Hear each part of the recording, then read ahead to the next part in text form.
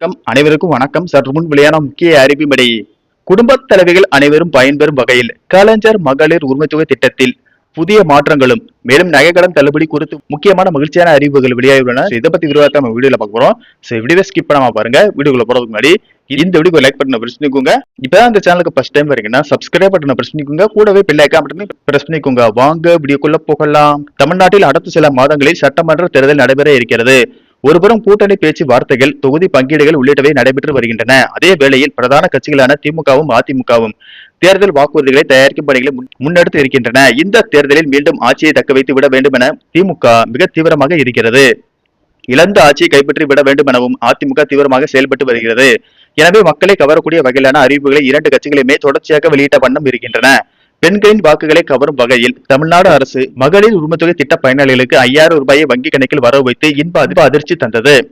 பிப்ரவரி, March, April ஆகிய மாதங்களுக்கான மகளிர் உரிமைத்தொகை 3000 ரூபாயும் கோடைகால சிறப்பு தொகை என கூறி ஒரு 2000 ரூபாயும் மொத்தமாக ரூபாய் 5000 ரூபாய் வரவு வைத்தது. தேர்தல் நடைபெற இருப்பதால் எதிர்க்கட்சிகள் பயனாளிகளுக்கு இந்த தொகைகள் சென்று சேர்வதை தடுக்கும் வகையில் நீதிமன்றத்தை நாட திட்டமிட்டு இருப்பதால் முந்திக் கொண்டு தன்னுடைய அரசு 5000 ரூபாயை மகளிர் வங்கி கணக்கில் வரவு வைத்ததாக முதலமைச்சர் மு.க.ஸ்டாலின் அப்போது தெரிவித்தார். அது மட்டும் இல்லாமல் எதிர்வரக்கூடிய தேர்தலில் மீண்டும் திமுக ஆட்சி அமைத்தால் தற்போது 1000 ரூபாயாக இருக்கக்கூடிய மகளிர் உரிமைத்தொகை 2000 ரூபாயாக உயர்த்தப்படும் என கூறியிருந்தார்.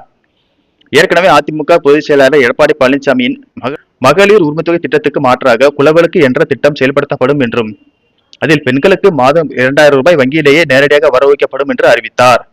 எனவே எந்த கட்சி ஆட்சி அமைத்தாலும் பெண்களுக்கு 2000 ரூபாய் உரிமை தொகை கிடைப்பது தற்போது உறுதியாகிவிட்டது. அடுத்த கட்டமாக கடன் தள்ளுபடி தொடர்பான அறிவிப்புகளை முதலமைச்சர் மு.க.ஸ்டாலின் வெளியிடுவார் என தகவல்கள் தெரிவிக்கின்றன.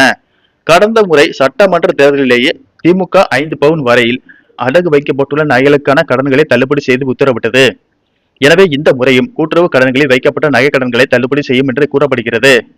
இதன் காரணமாக ஏராளமான மக்கள் போட்டி போட்டுக் கொண்டு கூட்டுறவு வங்கிகளில் தங்களுடைய நகைகளை அடகு வைத்து வருகிறார்கள். இதற்கிடையில் அரசும் நகைக்கடன்கள் குறித்த லிஸ்டினை தயாரித்து வருவதாக சொல்லப்படுகிறது. நகைக்கடன் மட்டுமில்லாமல் விவசாய கடன் தொடர்பான லிஸ்டையும் அரசு கவனித்து வருவதாக சொல்லப்படுகிறது. அந்த வகையில் நகைக்கடனோடு விவசாய கடன்களும் தள்ளுபடி செய்யப்படுகிறதா என்ற எதிர்பார்ப்பு அதிகரித்துள்ளது.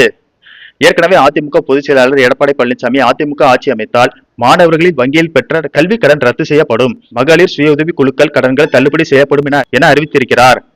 எனவே திமுகவும் கடன் தள்ளுபடிக்கு முக்கியத்துவம் அளித்து விரைவில் இதற்கான அறிவிப்பை வெளியிடும் என்று அரசு துறை வட்டாரங்கள் தெரிவிக்கின்றன. நன்றி, வணக்கம்.